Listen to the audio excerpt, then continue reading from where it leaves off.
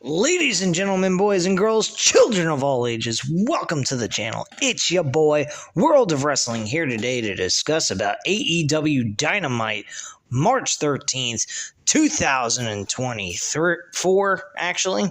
Not 23, that was last year, this is this year. March 13th, 2024 review. This was a fairly decent show. I might be in the minority on this one. I think it was a decent show. It wasn't fantastic. It wasn't mind-blowing. Everybody knew it was going to be Mercedes Mone. It was a fucking dead giveaway. Thank you, Internet, for your spoilers and news and information. But people are interested in it, and they still gave her a huge ovation when she showed up tonight. She started this show and ended the show as well. I was a bit surprised by the main event being Willow versus Riho as the main event with everything else that was on this card. I think this was kind of the weakest, but ending it with Mercedes Mone standing tall in the middle of the ring made a lot of sense after the whole thing was over. So I do understand where they were going with that once it occurred. I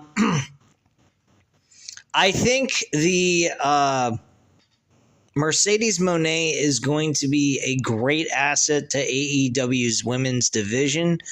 Deonna Purrazzo and Toni Storm are doing a great job with their story. It's very simplistic, straight to the point, but it's still intriguing regardless. And Mercedes Mone has some sort of issue with Willow Nightingale, more competitive than anything else. And there was no Stokely Hathaway during that match with Willow Nightingale and Riho, which was very weird. I thought that had a lot to do with Willow Nightingale's storyline and character, unless I missed something and she asked Stokely Hathaway to stay away from the match when she was supposed to have it last week. I'm not sure. The matches on this show was excellent. We did get an announcement of Will Ospreay versus Bryan Danielson to be the first match official for Dynasty. I am so looking forward towards this event just for this match alone. This is going to be a stellar of a fucking match. I don't know if I can miss this event. I really don't, just because of this match. This match is super huge. It is your typical best wrestler versus best wrestler. Let's see who is the best type of thing. But it has a lot to go into it, like the dialogue that led up to all this when Will Ospreay was in New Japan Wrestling, Bryan Danielson was in AEW, and they were separate promotions. But in all honesty, there is some build that they can get out of this as well. They got plenty of time to do that, to give us some more intrigue for this match. So I don't know. I may tune in for Collision. I'm going to possibly try to take a look at Collision this week to see what it's been like, especially last week's episode with Okada making his in-ring debut on Collision with the Young Bucks, which I found absolutely weird that they had his first match was on Collision of all episodes of shows to go to debut his match. He did debut here on Dynamite, so that was a plus. But let's get into it, shall we? Mercedes Mone, she is announced to be All Elite in her opening promo. She is going by the CEO, and she got a massive pop from the crowd in Boston. Chants of CEO rang out throughout the entire TD Garden as Mone calls out to Boston before declaring she's home. The crowd also chants welcome home before Mercedes continues saying her heart is beating out of her chest. She's also thankful to the fans that they've been there with her for the past 2 years and for being with her throughout all the ups and downs of her career, as well as seeing her win all the world titles she has won over her career. They acknowledge that she is a 7-time women's champion. They're acknowledging her run in WWE without mentioning the specific titles. And also a run in New Japan Wrestling as well. She has been very thankful to the fans, giving her courage and strength to be here and sticking through all the ups and downs that she's had throughout her entire career, which is what made her continue to keep staying motivated and wanting to continue to do this business, because she has other options she could go about doing. She has appeared in Star Wars TV shows on Disney Plus, so she has an outlet outside of wrestling to make a living. She did give homage to Eddie Guerrero, and gave her something to believe in when it came to professional wrestling. The crowd shows their appreciation for Eddie Guerrero as well. Talking about a women's revolution in the industry and getting to the main event, the first ever women's main event of a pay-per-view in this very building.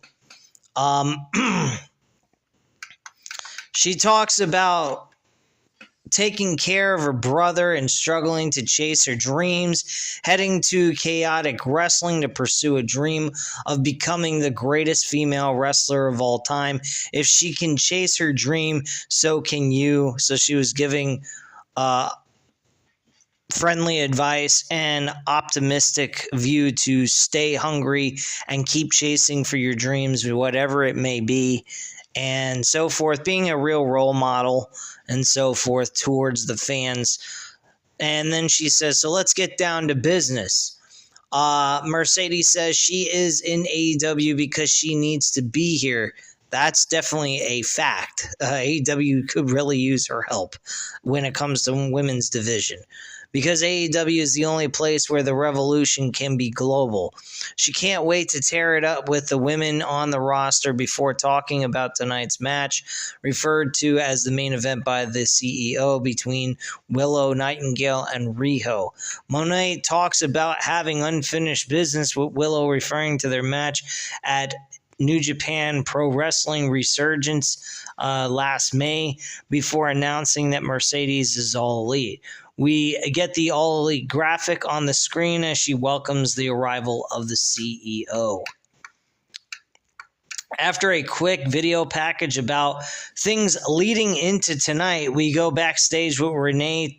Renee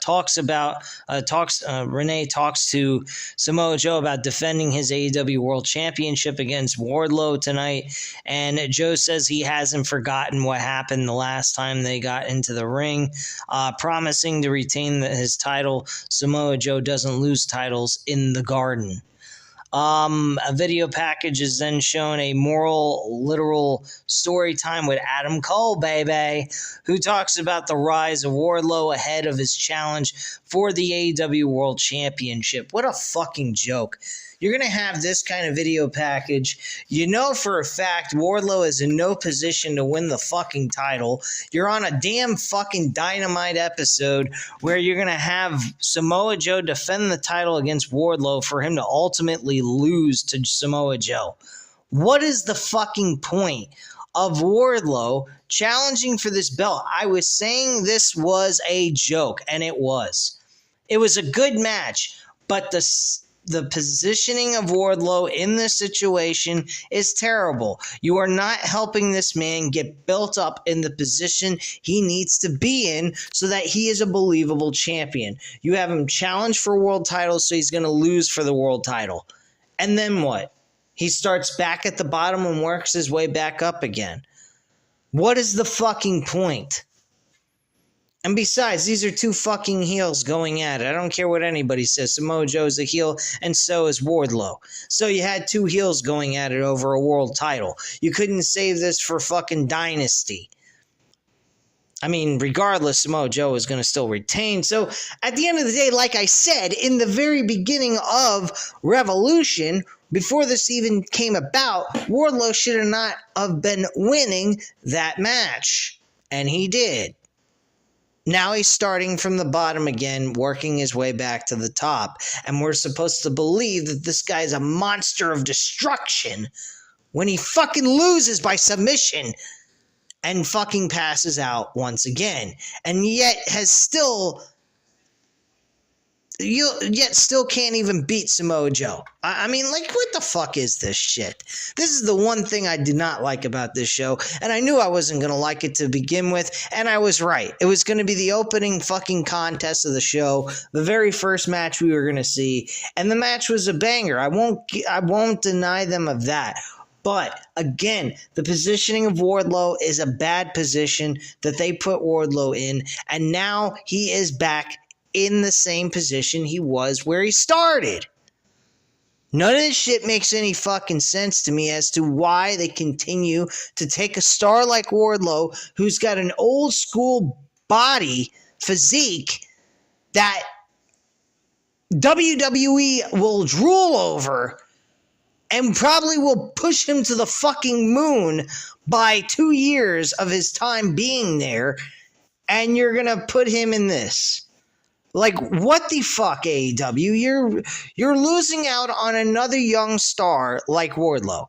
Wardlow and fucking MJF are your prime guys. Young stars that are going to be there 10 years from now. And yet you are fucking one of them up. That is the dumbest fucking thing I've ever seen. Dumb as hell.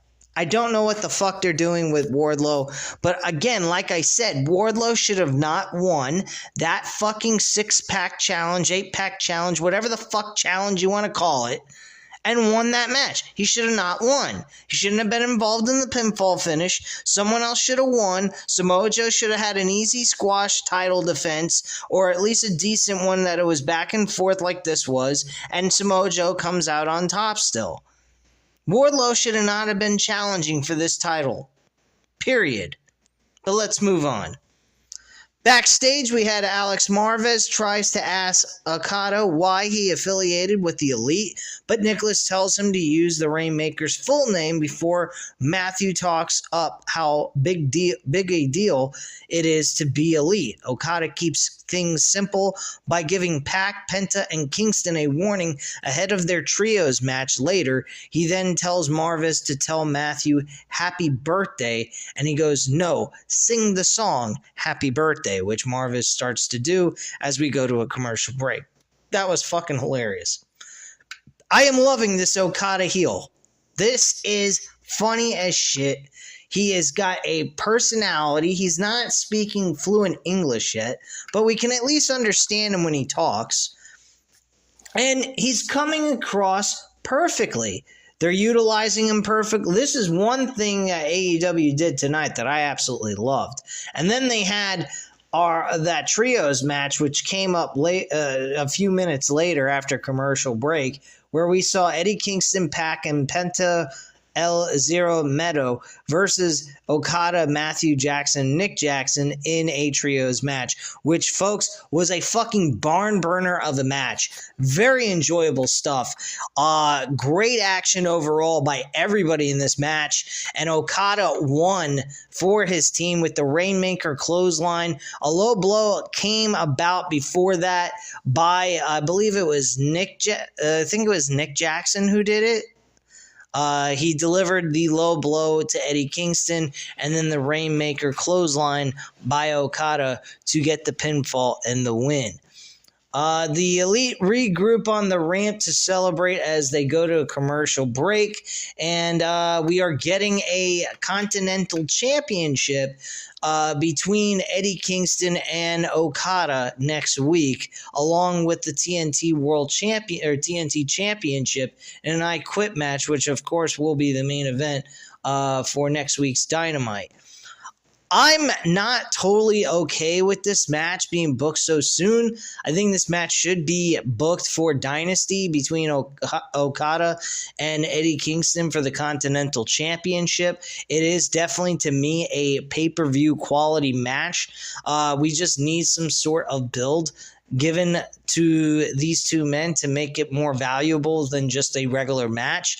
So far, what they've done with this matchup and what they've been doing for the past week or so since Okada has come into the picture has been perfectly fine to me. They just need to put a little bit more substance to it, give it a little bit of more of intense rivalry between these two, and they pretty much got a pay-per-view matchup all set for themselves. I don't know why they're booking this match for Dynamite. I mean, we have a pay-per-view coming up on April 21st, so why not just save it for the pay-per-view so that we can get a valuable pay-per-view card? These two competing over the Continental Championship is a very good match. I'm not saying that this match is going to be shit next week. I just don't see the point of putting this on free television when we can utilize this to give it more value to the pay-per-view for people to want to pay to see the damn thing. I mean, Bryan Danielson and Will Ospreay is a great match to book. I even believe it should be the main event. Fuck the world title being on the line. I think Samoa Joe and Swerve Strickland should be the main event of Double or Nothing. And Double or Nothing is where Swerve Strickland should become the new world champion. That's what I think should happen. But anyway, let's move forward here. We then get a video package. Things have been very intense between former friends Adam Copeland and Christian Cage. And next week they will face off in an I Quit match for the TNT Championship. Back in the ring, Tony Schiavone hypes that match and AEW Dynasty. Before welcoming Will Ospreay to the ring, Ospreay enters the ring to a big pop from the crowd before shaking hands with Schiavone.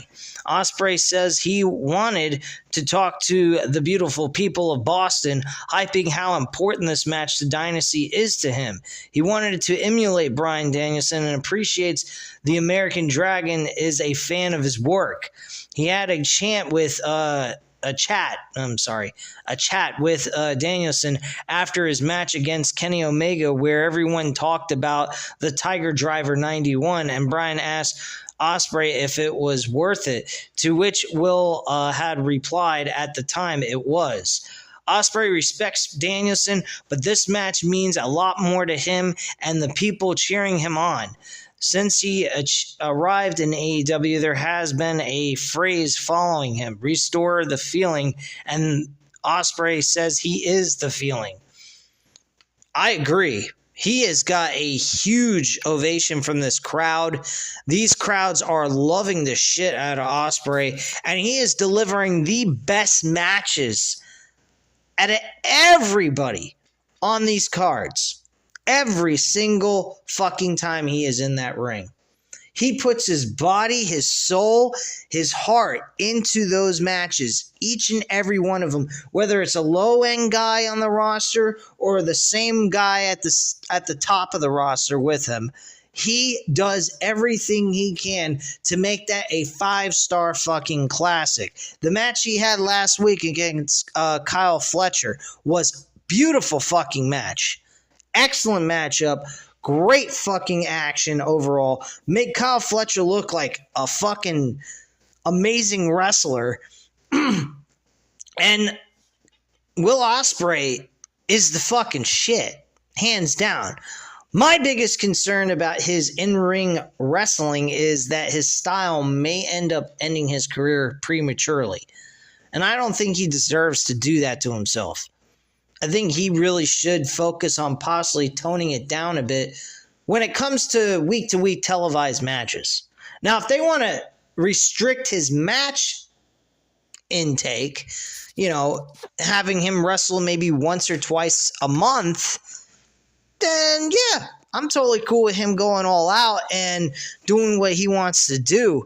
But if he starts wrestling 3, 4, 5, 6 times a month, that's going to put a toll on his body. I mean, look at Kenny Omega, man. Before this major health issue he came about with that's kept him out of action, he was out of action on account of major injuries that he's done to his body from all the matches he took on. He took on a lot of matches. Besides what he did in AEW, he wrestled in TNA. He wrestled in fucking CMLL. I mean, he was the belt collector in 2021 and through 2020. I mean, this guy fucking put his body through hell. Big time. And for him to be doing the same thing Kenny Omega did, it is eventually going to catch up to him, and he is going to probably regret doing that to his own body, shortening his career a little bit. I hope I'm wrong. I really am. I hope I am wrong about what I'm saying. But currently, from what I'm seeing, the guy is putting his body through unnecessary amount of pain. Big time. Same with Darby Allin. I'm going to get into that when I get to that match, but Jesus Christ, these two guys really need to take it easy on themselves. Shit. So anyway, backstage, Deonna Purrazzo talks about the numbers game Toni Storm and Myra may look to play, hyping a tag team match for next week. They better look out for the shoe, as Purrazzo describes where she's going to send it, straight up her ass. I'm pretty much okay with what she had to say there. Nothing too difficult to understand. We next have Darby Allin and Jay White. Now, I'm going to get into my attitude about Darby Allin. Darby Allin, I think, is doing worse to himself than Will Ospreay.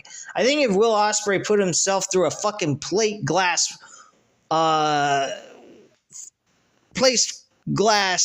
material, jumping 25 feet in the air, he wouldn't be having a match at all this month. Hell, he wouldn't even be climbing Mount Everest. I don't know what the fuck Darby Allin's smoking, but he's on something. Because there ain't no damn way a human body can sustain so much fucking damage and agonizing pain like this fucking psychopath has sustained over the period of time in the last 2-3 weeks now, and be able to still keep walking around. I don't understand it. I don't know where he's getting this ability from outside of probably taking painkillers. Who the fuck knows? But he's got to be on something to be able to do all this kind of shit. I mean, literally, as the bandages were coming off his back and his rib cage, you could clearly see purple discoloring to his chest. And on his back, there was still some of the wounds open when the bandages were coming off as the match progressed. I mean, that's crazy. I mean, I don't know what this guy is smoking. Again, why is he doing this? He has nothing to prove here. He should be resting, getting prepared to climb Mount Everest, and be gone. He didn't have to have a match with Jay White. The only thing that was beneficial about this match even taking place was the fact Jay White and the rest of the Bang Bang gang, Bullet Club, Gold, separated from the Scissor Gang, the Acclaim. I am glad that this whole thing is done and over with. This is the only beneficial thing that came about, because it made absolutely no fucking sense for Jay White's team of guys to be teaming with the Acclaim and Billy Gunn. None. Outside of the fact they had something with Undisputed Kingdom, and that died out, and they never continued the story there. They should have been allies for a short period of time, and then became enemies again. And unfortunately, that did not happen. They became group buddies doing the the Bang Bang Scissor Gang bullshit, which was agonizingly retarded, and something that reminded me of something Vince McMahon would produce on national television every single week. And I did not appreciate that. And that's about the only positive thing I can say from this fucking match coming out of it. The match was great. I'm not dissing this match either. Don't get me wrong. I just think what they're doing and what Darby Allin is doing to himself is a bad idea. And it might put him in a lot of hot water with his body. And eventually it will go ahead and catch up to him as well. I hope he lives to climb through Mount Everest, or decides to come back down to Earth and get the fuck away from Mount Everest before he was to suffocate and die from the high altitude that he would be in. And freezing to death, not to mention. But anyway, I digress. Jay White, of course, wins the match. Darby Allin, I mean, this guy's fucking insane. He did a coffin drop on the side of the ring. The hard part of the ring, the apron, while Jay White was laying there, and Jay White moved out of the way, and he smashed his back into that part. And my God, he hurt himself so bad. It was ridiculous. It was the same exact spot that he had with Cody Rhodes at the Fighter Fest match that he had with Cody Rhodes. Very similar spot, same situation, same result.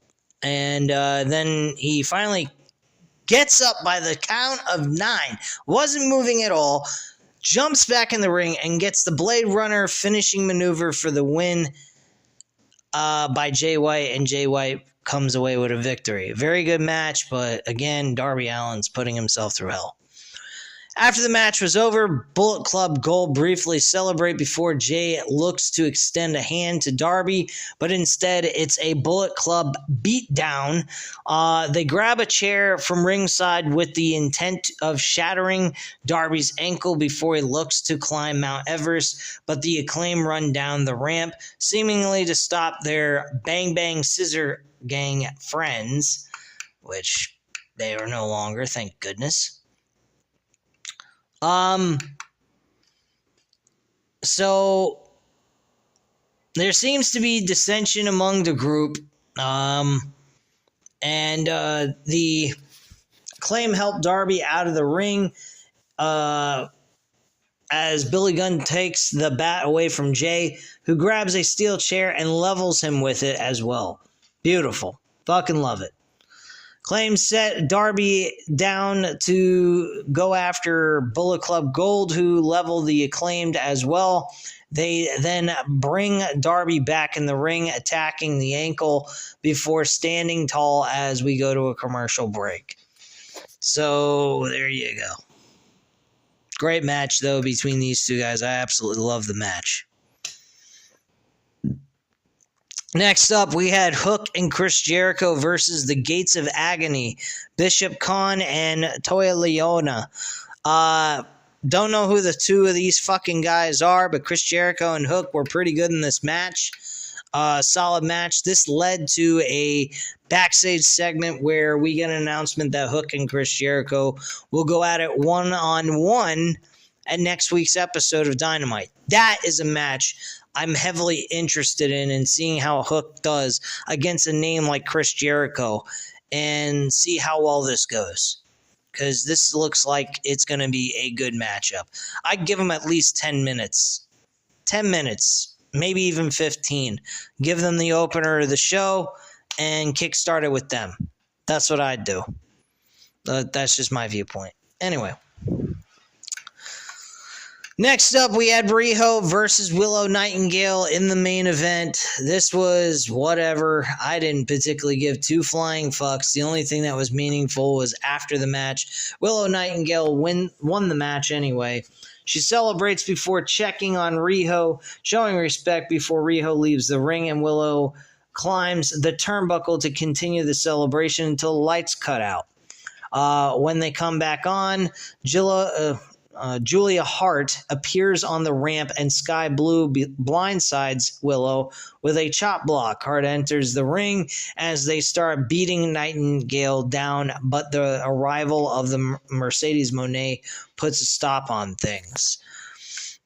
Mercedes fights off Sky, who rushes at her before entering the ring to drop the TBS champion in the middle of the ring, smile on her face as she stares the champ down before turning her attention to Willow Nightingale. Willow is happy to see her, raising her hand as a show of respect as the crowd cheers their CEO, while we get one more rundown of what's happening next week. Mercedes heads to the front row to show her appreciation with some of the Boston fans before Big Business comes to a close. And that's pretty much the show in a nutshell. So my attitude is this was a good show, but it also had I had some issues with it, as you could tell from this review. So at this time, you know what to do. Hit the like button if you like this video. Hit the subscribe button if you're not already subscribed to the channel. And leave a comment down below. I greatly appreciate it. And I'll definitely reach back out to you. And I thank you very much for watching. Have a great night, guys. Bye.